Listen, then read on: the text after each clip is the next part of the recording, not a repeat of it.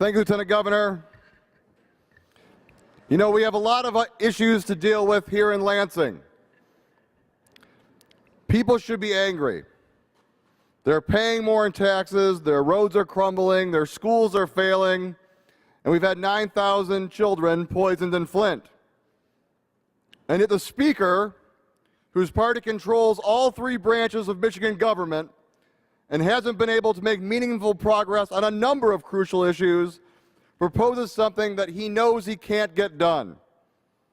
Speaker Cotter wants a constitutional amendment to make it easier to fire civil servants. This is the epitome of passing the buck. If the Speaker wants to make it easier to fire people and hold them accountable, I have some suggestions. He needs to address the employment protections for emergency managers in this state. He needs to not spend thousands of dollars to avoid his own deposition in a legal case in Lansing. He needs to have real hearings on what happened in Flint. Actions express priorities. People have been poisoned, tax revenues are down, and we underfund education and infrastructure on the backs of the hardworking Michigan families. The Speaker's only solution to solve Michigan's problems is to scapegoat hardworking civil servants. 336 employees that fall under the Civil Service Commission were dismissed last year.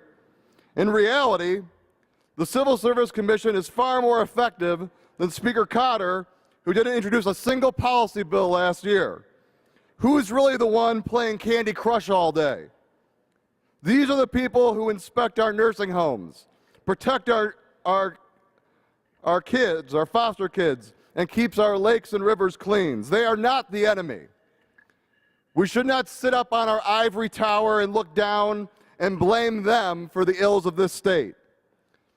So what does it say about the Republican priorities when Speaker Cotter's big-ticket goal is ducking blame and deflecting it onto civil servants, instead of addressing the fact that infant mortality rates in some of our cities rival those in a third-world nation, instead of taking meaningful steps to make college more affordable to the 62% of the students who have debt, instead of fixing our crumbling roads and bridges, instead of investigating why 1 in 10 children in Michigan have a parent who is incarcerated, instead of prioritizing the care of more than 600,000 veterans in our state, and instead of addressing the critical shortfalls in the Detroit public school system. Speaker Cotter is only dropping this bill so everyone forgets who is really responsible for the ills of our state. Let's stop scapegoating those that work for us and start remembering who we work for, the people of the state of Michigan.